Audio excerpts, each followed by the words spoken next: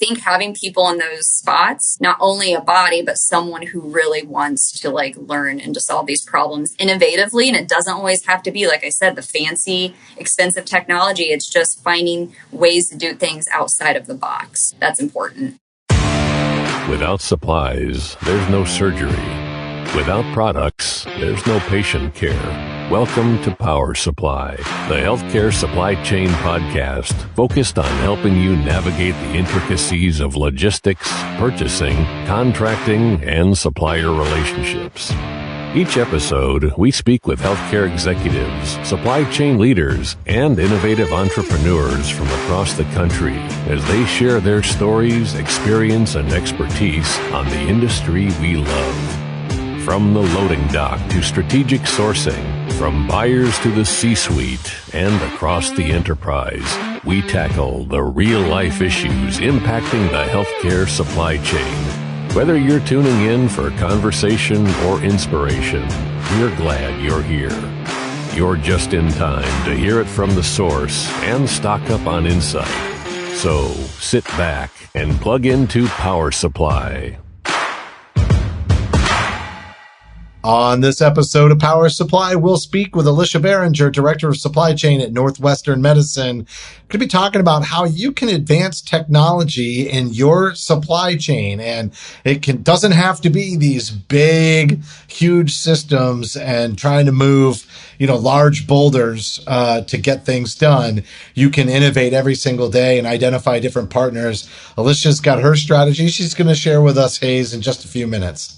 I'm excited to hear what she has to say. She's a wonderful, wonderful executive, has a lot of experience. So you need to stick around and listen and learn from her. All right. We're going to be right back with Alisha Beringer after a short break.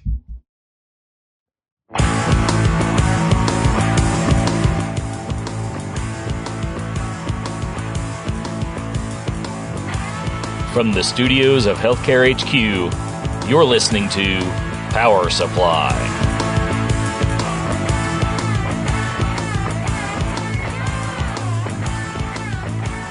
Today, we have the pleasure of speaking with Alisha Beringer, Director of Supply Chain at Northwestern Medicine. We're going to be talking about approaches to implementing and advancing technology applications in the supply chain. And Alisha, I'll tell you, a lot of times we're having conversations and it seems like health systems want to adopt technology at a rapid pace, but it's not always easy for them to do so. And so this is going to be a fun conversation today, and I'm glad you're joining us for it.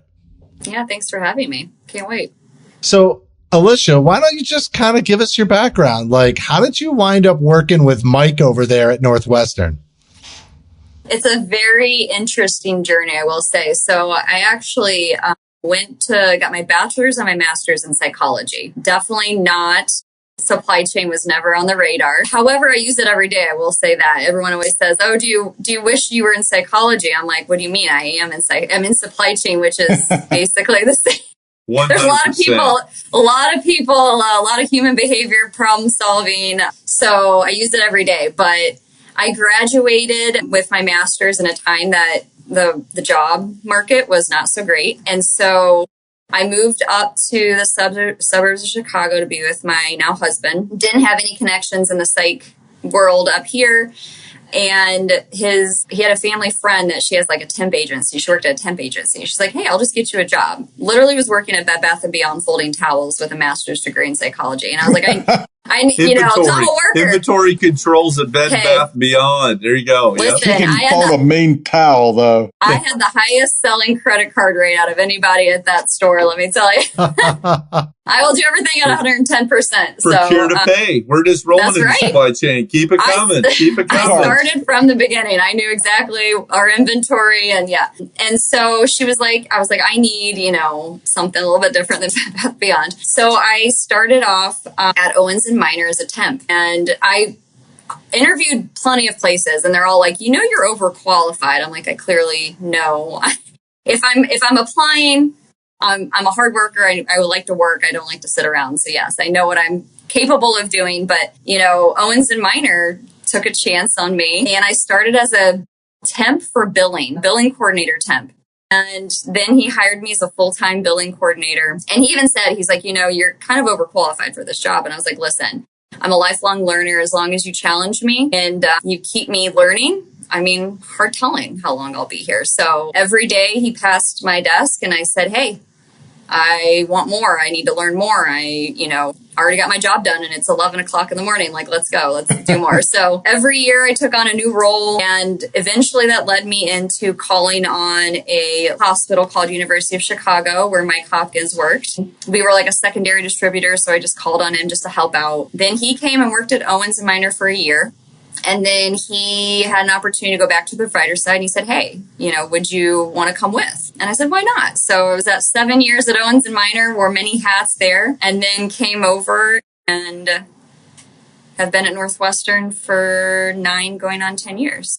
So, that's I did not know that story. Yeah, what a great story. A great story.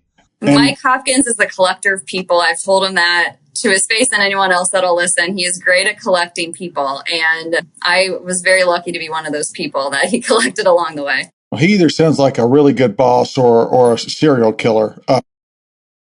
Well, I know about the good boss part. I mean, hopefully we won't find out if the other is true. But having you here, could you do a psych eval on Gary while you're here? Because this would be fantastic. I don't know. We only have like 45 minutes, so I don't know if there's not enough time and not enough years left for her to get deep into Maslow's hierarchy of needs. We're not even going to go there. This would be like... Ooh, look at that. You're pulling out you're talking about.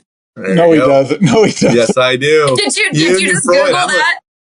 No. I've got I think I took 14 classes through undergrad and grad school on with psych. Freud? No, with him. Psychoanalysis. I mean, we can get deep in this conversation if we need to, but Love we're not going to go there. We're going to use our MSW on the side in supply chain all day long. Love it. Justin, could you cut him, please? Yeah. We just don't worry. We do that in post-production. Okay. Wow. Hey, so let's dive into technology. All right. Let's get into the meat, potatoes of the conversation, because, how do you approach it, especially with innovation? Because I feel like that's really where we're at now. It's just like the ERP thing is happening. But outside of that, I think people want to bring in new technology. It's rapidly developing, but it can sometimes be difficult. So, how do you figure out where you're going to, pick a technology to try to innovate processes in place today? I mean, so I think the first misconception is that you have to go out and spend a lot of money and do this big implementation. I mean, some of the most innovative things are using what you have. I think first step is just understanding what you have available at your organization, what you can and can't have, what's already out there, what knowledge people have. Because I think that's a big misconception, is that technology needs to be these big, fancy companies that cost a lot of money. That's AI, and AI can seem scary, but could be as easy as asking ChatGPT or Copilot to help you with your PowerPoint presentation, So I always like to make sure that, when we talk about technology, it is not always these big fancy implementations with these big organizations. I think where you start really is understanding what problems you want to be solved, and not you as an individual, but go to where the work is being done. Ask those who are doing the work. Sometimes the greatest ideas come from those who do it every day, and understanding what exactly you want to be solved. Because everyone says this all the time, a bad technology on a bad process is a bad technology. Yeah. I mean, it's true. If you are going to just think what the current state is and think what the problems are, and you pick something and you implement it, it's going to take forever, you won't sustain it, and it's a bad investment. So really understanding your current state, understanding, your workflows, understanding the topic that you're looking to put a technology towards, understanding it fully. You need to be the subject matter expert and also involve those who are the subject matter expert. And then you go out and you have your non-negotiables. Go out and see what's out there, but have those boxes that you want to be checked off. And if they're not, don't settle. That's the big thing, because if you put in a technology that is kind of there, you're going to be doing a lot of manual work still on the back end, trying to accommodate for what it doesn't provide you. So build it. I mean, that's what I do. If I don't find something I like, I don't settle. I just build it. Alisha, I love the fact, and when we started this conversation early on, we talked about supply chain doesn't live in an office. Get out there. And you just said Yeah. it. So I think that's key. One of the things, and I remember back in the day working with a lean engineer that we would walk the floors with and define states. I'm wondering, do you identify as you're out there seeing boots on the ground from dock to dock, if you will, dock to doctor, on operations, logistics, whether that technology can be utilized? Do you define like a 5S project? Do you define an avenue that we're going to tackle? Do you strategically try to go find those gaps and then say, this is what we're going to work on with your key people involved? How do you define which one? Because there's probably a myriad of them, right? There's probably a bunch that we could work on. How do you define that scope? So for me, it's like things that have just organically come to fruition, so as I'm doing one project, again, talking to the people. So we were implementing an RFID technology. I'm in with, clinical staff all day. And building that trust and relationship with them, they start to come to you with all these other things. And they're like, well, if we can do this, what about this? And instead of saying like, well, that's not my area or that's not my job, start asking questions and saying, well, tell me a little bit more about that. They told me about a, issue they were having with bill onlys, which is, vendor managed and owned implants. And I literally, on top of my project, sat in a conference room with all of them and just listened to their pain points. And not just at one site, but then I did all of them. And then I got them all on a call. And again, they were all clinical billers. I'm in supply chain like that. Naturally, that wouldn't be something that I would take on. And so again, a problem was brought to me. And instead of me passing it off and saying, oh, well, yeah, you should look into that. I'm like, no, I want to learn more and I want to be involved in helping you solve your problems. So let's do it. And so just listening and again, going to where the work, you can kind of do the doc to doc, right? And in some of these projects, you kind of have to, because that's how you're going to be able to sustain it. Sometimes they just come organically and you start to realize then through the process of trying to learn and understand current state, all the touch points that it has and how far upstream it goes and how far downstream it goes. And again, not solving just the one problem that clinical billers had, but then that sparked in me, okay, I need to understand the bill only process. Just an example, literally from the time that we let them bring stuff in, we invite them, a case is scheduled, all the way to it's getting paid and invoiced and all of that, before you even look at a technology. But then when you realize, okay, well, this isn't something we can solve on our own and we can start small and do little things, then you start to say, is there something out there that can help us? But it's really important to do those root cause analysis, 5 whys, if you want to use like lean terminology, go to Gemba. Again, it's going back to what I said earlier is be that subject matter expert, even if it's not your area. Like, I'm just a lifelong learner. I am not one to have someone do something for me. I want to get in there. I want to ask questions. I want to learn how to do it. I want to learn about it. I want to hear your pain points. And I want to ask a bunch of questions, because no matter what we put in here, if we don't understand what's going on, then it's not going to be a very successful tool for anybody. So yeah, you really have to, but again, I think, the psychology piece, I listen to people, and so when they say things, even though it's in passing, like, oh, I wish we could fix that, most people would brush it off and be like, oh yeah, that really sounds like a problem. Me, I'm like, let's dig in, let's fix it. Why not? Like, challenge accepted, they're like, oh, I didn't ask you to do anything. No, you mentioned it, so let's do it. That's just, I think for people, if you put them in the right positions, again, I think having people that are over, like I'm over supply chain technology in supply chain. I think having people in those spots, not only a body, but someone who really wants to learn and to solve these problems innovatively. And it doesn't always have to be, like I said, the fancy, expensive technology. It's just finding ways to do things outside of the box. That's important. I'm fortunate enough I've actually seen your presentation on the bill only piece, which I thought was fascinating. And to your point, you saw it, the problem, you identified it, then you went out and found a company to help you do that. Are there times when y'all can do things internally, or have you done anything internally? Can you maybe give us a work, what that looks like? Yeah. So like I said before, first always start with what you have access to, whether it be in your organization, We have an innovation center now at Northwestern Medicine, like going to them. What is our strategy? What tools do we have access to? But a lot of times going back, I feel like a broken record, but going back and talking to the people that do the work, a lot of times if you just ask them, well, but how would you solve it? Like, what do you think needs to be done?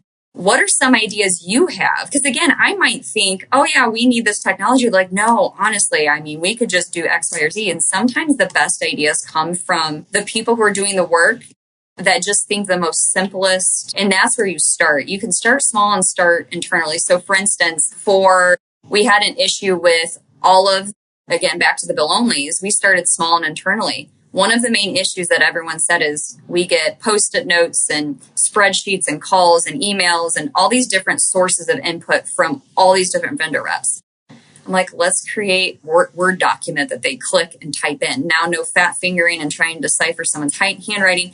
And that was coming from asking people like, hey, like, where do you think we should start? Do you think there's anything we could just do to at least alleviate the problems you're feeling now? And that was, if we could just, standardize a template, simple, easy. And that was with Microsoft Word. It wasn't anything fancy. And again, it's just getting everybody on board. And now we're trying to learn how to do these things. The other day, I had to do a PowerPoint presentation. Didn't have a whole lot of time. I literally put the title into Copilot, and it gave me a slide deck that was 90% of the way there. And I'm like, this just saved me 2+ hours of my day. And again, I don't have any exciting license for Copilot. It's just the free version that we have at our organization. And I just threw it in there. So it's really understanding what tools you have and finding out, again, through your organization, who knows how to do Excel.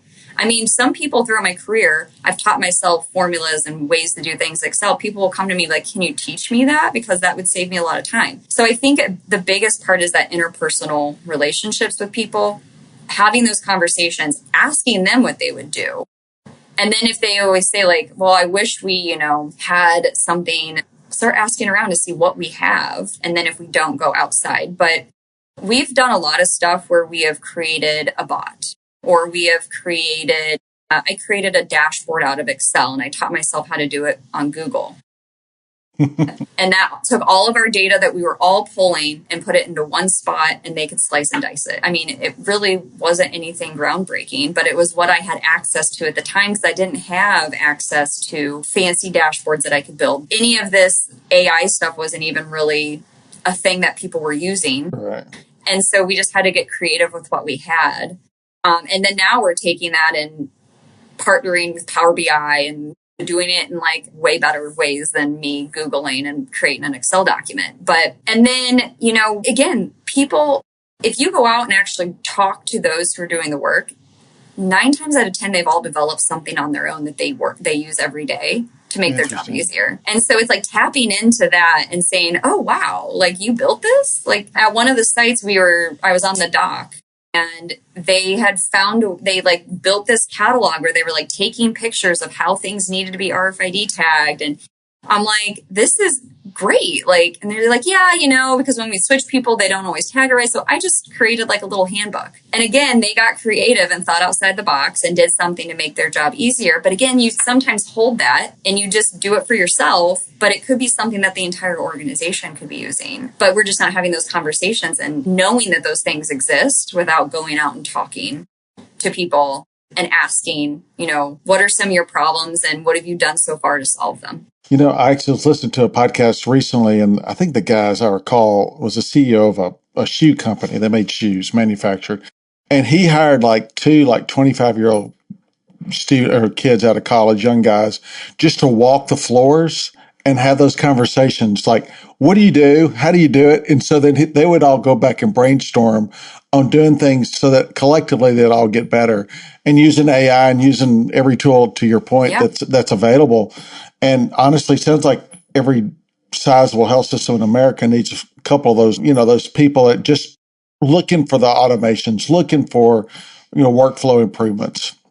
Yeah, I think that two things of, supply chain is not what it was even 10, 15 years ago. Even when I started at Owens and Minor, I was on the other side of it. But even the last 9 or 10 years when I started at Northwestern, supply chain is not the same. And it's become increasingly more complicated, and the amount of disruptions. And then, so I think that some of these tools, when we say the word AI, you automatically think of robots and replace my job, and you think of scary things. But I think because healthcare supply chain has become so much more complicated, a tool that could simply just automate data pulling for you so that you're now only focusing on executing a solution and not trying to find the solution doesn't have to be so scary. And instead of us always complaining about the manual things that we do every day, there's now tools. We just have to learn how to do them to help take that off of our plate. And then also like having people a part of the conversation. I think that is the biggest thing I have learned when it comes to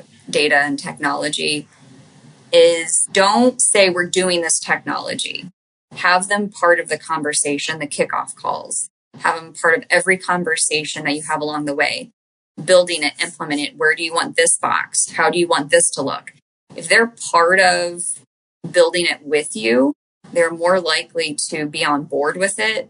They're going to be a champion of it. They're going to sustain it. And you don't need to go then sell it to somebody else. You have that peer-to-peer conversation. So if we do something at one site, we work out all the kinks with them.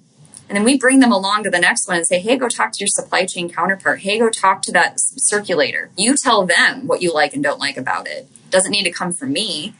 They're not going to listen to me. They're like, what do you know about my day? So again, it's like understanding that those peer-to-peer connections are really important for implementation to be successful. And adoption. You get them invested, right? If you can get them invested, then they'll sell it for you instead of you feeling like you're trying to push an initiative, widespread across an organization. There's nothing more difficult than that because you feel like you put on your salesman hat or saleswoman hat and you're running around, just trying to sell them on your vision instead of them being part of creating and actuating on that vision. It's like a huge, and you're pre-training them too, right? Then the rollout is easier because you've got super users already. When has a top-down approach ever worked for anybody? It really, in very few instances does it work. I would much rather want to be asked than told. A lot of people just gravitate more towards bring me along the journey instead of saying, well, this is what we're doing and how. Because again, you're not there doing the work every day. So by including them, then you're more likely to have it adopted and sustained. Servant leadership. Yeah. Yeah. Can you kind of describe how you interact with your IT staff? And because obviously there's a lot of great technologies that show up, but you're like, that's never going to fly here for whatever reason. But how do you interface with them and what's that process look like? So over the years, you have to build your trust with your IT because again, you can't, half the things you're going to want to do if it comes to technology, you need them. So in healthcare, at least in our organization, we're cracking down, right? You're worried about cybersecurity. AI now brings a whole other level of complexity to implementations, and it could be something you don't think has AI embedded, and then when they ask the questions, they do. And that we deal with patient PHI and a lot of proprietary information. So it's really important that you always stay in touch and kind of build that trust with your IT. And within an organization, there's many different groups of IT.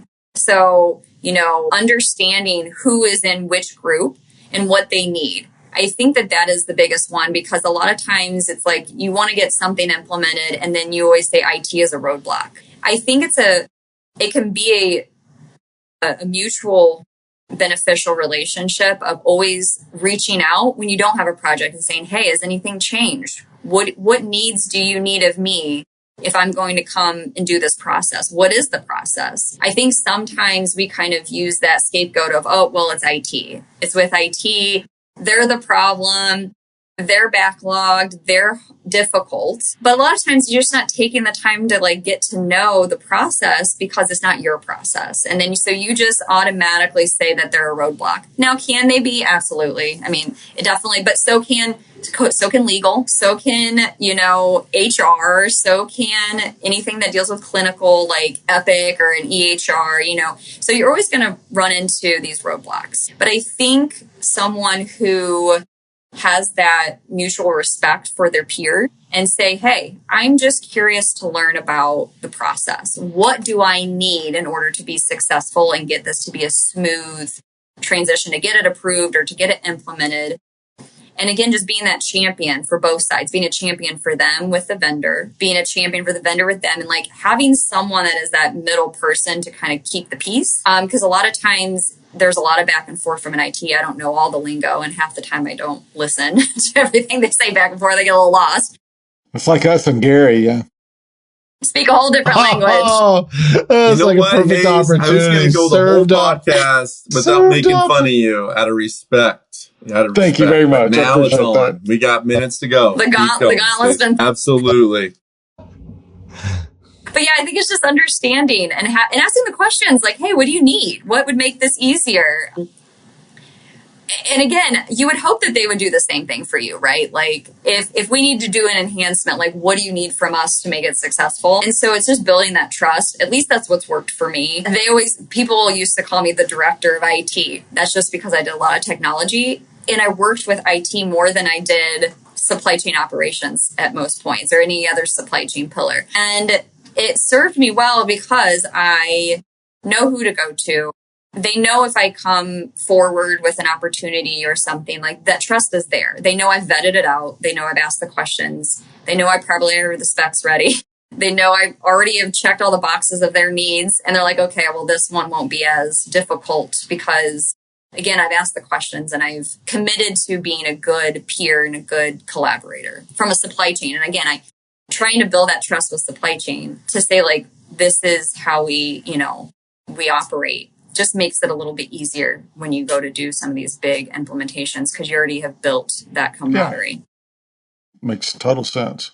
Alisha, I know we're getting close to the end here, but I want to talk about innovation centers. And I know you've got a pretty good innovation center going on at Northwestern. Can you talk about the role that, they can play? Like typically they're focusing on clinical initiatives, but it doesn't have to be, right? No, the leader of our innovation center, she was in supply chain. And so I think that that's the one thing that sometimes supply chain struggles with is, being a part of the organization, the overall, because in healthcare, again, clinical is number one, right?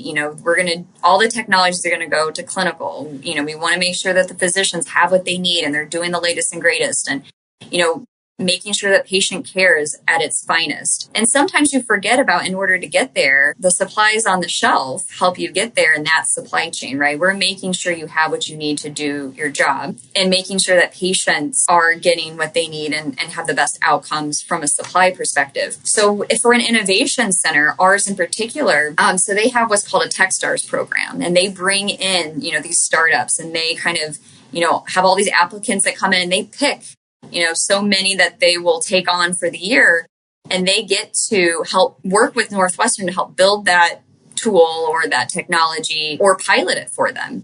And so we got one in supply chain this past, not this last one, but the one before.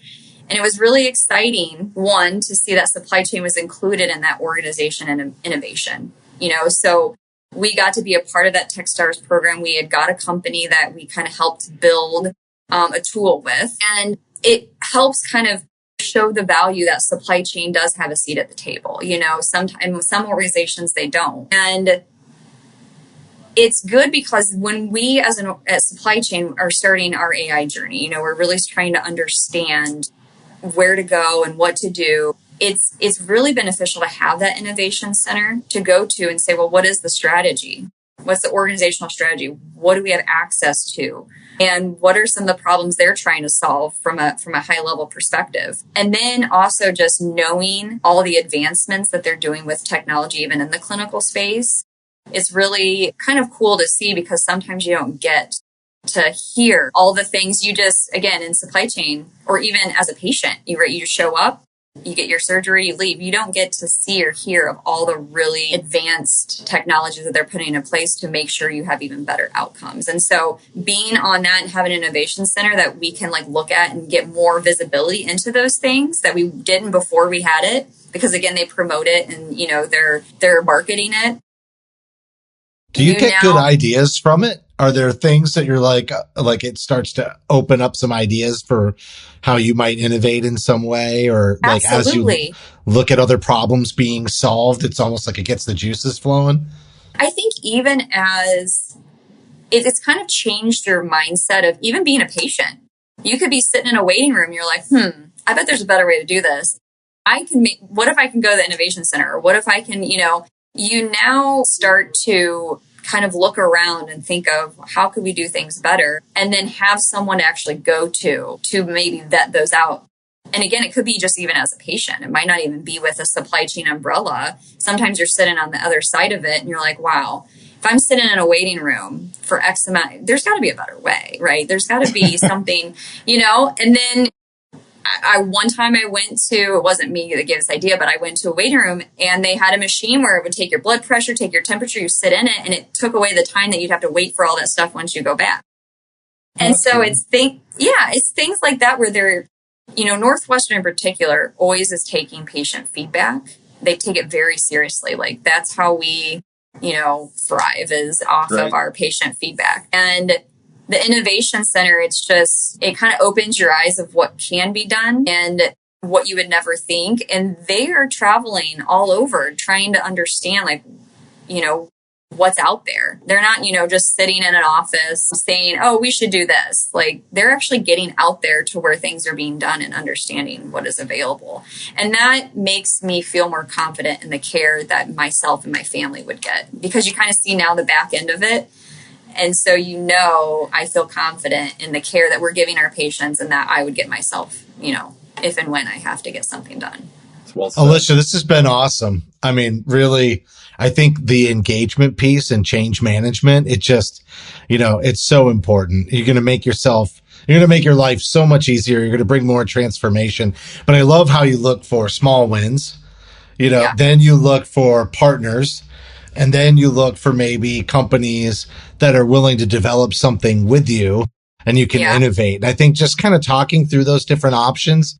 And I think a lot of times people feel like, when you talk through the IT and the legal, they feel like, that's never going to happen. Right. And like giving them a sense of, that influence over, like the performance of their supply chain team and operations, or, process improvements that they can bring, I think is really, really important. And I love how you're just going out there and talking to everybody who's living it every day to really figure out where you should focus your attention. Yeah. And so we recently started creating, it's called Centers of Excellence, or COE for short. And that is also, we see a need that we're 11 plus hospitals, hundreds of clinics, handful of surgery centers, and there's a lot of good ideas. And that COE is built off of people that have just their day-to-day jobs. It could be someone from purchasing, someone from operations, someone from, the engineering side, or an analyst. And it's made up of those people who are actually doing the work, because again, they always have the best ideas. And I don't think that we tap into, when I say use what you have, start with the people. I think sometimes we go and try to solve the big problem when there might be already ideas on how to do that, because they're living it every day. And so some of the best ideas you can get, again, just starting small, is having a conversation and asking them how they would want to solve it versus me, who might not do it every day. Yes. And so I think that's really important, to at least start at the ground level instead of shooting all the way for the top. You start and then work your way up, or ask them I always tell, anytime we build any technology, I always say, get away from building it as a copy paste of what you do right now. Think about, if I had $1 million and unlimited approvals and resources, what would my ideal scenario look like? Throw it up there and let's work our way backwards from that. Because there's no, nothing is off limits. Like, what would that look like to you? And then let's find, whether it's ourselves, a technology that exists, or a partner to build it. Let's get ourselves as close to we can as possible. But not knowing what the ideal state is like, get rid of what you do today. I don't want to copy and paste of what we do. I want to say, like, if you could have unlimited if what you funds, do is inefficient, if it's inefficient, don't recreate the inefficiency. Find out how you can take steps out of the process or, improve communication. And I love that because I feel like you're building culture too. You're not just building a solution, or you're not just innovating. You're building culture because people's input's being valued. Yeah. And again, it's even if you might find a technology that is already baked, and again, checking in. That's my biggest thing, is don't just assume it sustains itself. You've got to constantly check in and then push to always be better. Don't ever just settle for, well, this is how it works, or, this is how it is. Always check in and understand, well, what's going on? Can it be better? And then push, whether it be a partner, a vendor, or internally, to always continuously improve, because what is good today is not going to be what's good tomorrow. And that's going to be good 5-10 years from now. You have to grow with an organization. And that's usually, if we have partners or technologies that we have, if they're not willing to grow with us, then we will grow without them. Because to me, that's very important that we partner with people who are going to change with us. Because again, like I said, our supply chain 9 years ago is not what it is today.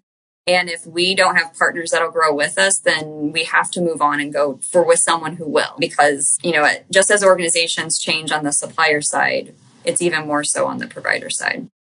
And I appreciate that transformation and the ability to change, because, as Justin and I talk about Hayes, he slowly is an adapter. You're just waiting for your chance to take a dig at Hayes. And you know what? I just want to thank you for those comments, and it supports Hayes in his growth. So thank you. I don't think I've ever seen that look on Hayes' face. Oh, that's so good. Are you sure this isn't going to be the video version is going to be out there? Yeah. I wish it was. I would really love to get a snapshot of the look on Hayes' face just moments ago. But all right, this has been fun. Thanks, Alisha, so much for coming on. Yeah, of course. It was a pleasure having you.